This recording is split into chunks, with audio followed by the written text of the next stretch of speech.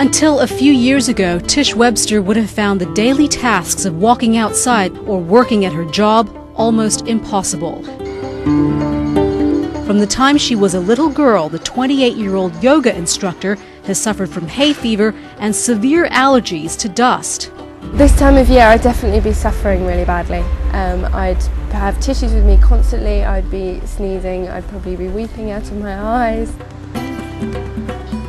Ready to go in? Yeah, absolutely. After years of taking allergy pills, Tish looked into alternatives and discovered something known as halotherapy or salt therapy at a clinic in southwest London. Where would you like to sit today? When I first went into the salt cave, I noticed an immediate difference from going in. Here you are. Thank you.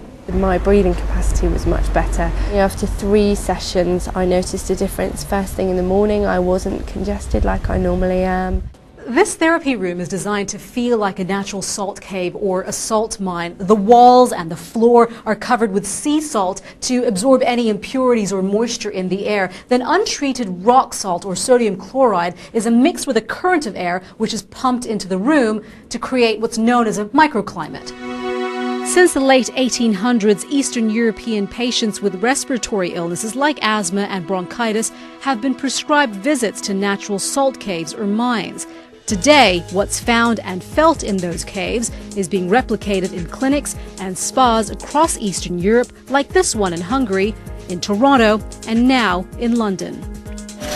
Grinding this special pharmaceutical salt into tiny particles, charging it with negative ions, blowing this dry saline aerosol into the treatment room. Patients won't see anything in the air. And they really won't feel anything? Well, they can probably taste the salt on their lips. The salt used has no additives and the concentration is specific to the patient's condition. The humidity and the temperature are controlled to maintain comfort and deliver maximum benefits that the salty air could bring.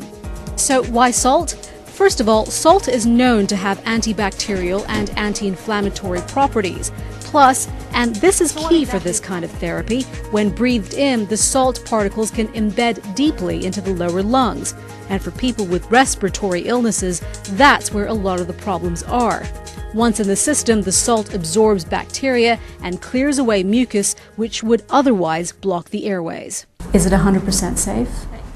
Yes, we can say it's 100% safe. Also, different medical research has proven the effectiveness in at least 85% of the cases. In 2006, the New England Journal of Medicine published a study on patients with cystic fibrosis who used this kind of saline therapy for 48 weeks.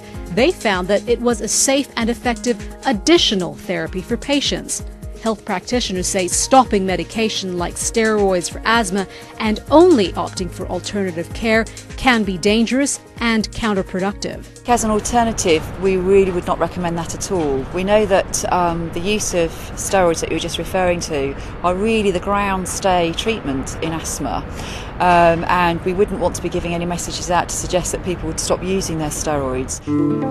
The founders of the Salt Clinic in London say they have patients ranging from 6 months of age to 85. The cost for an hour-long sitting, about $56. And while they admit there are skeptics, they encourage people to just try it. As for Tish Webster, the proof is in her breathing. Having done now 10 sessions, I haven't yet taken an allergy tablet this year, which is incredible. Monita Rajpal, CNN, London.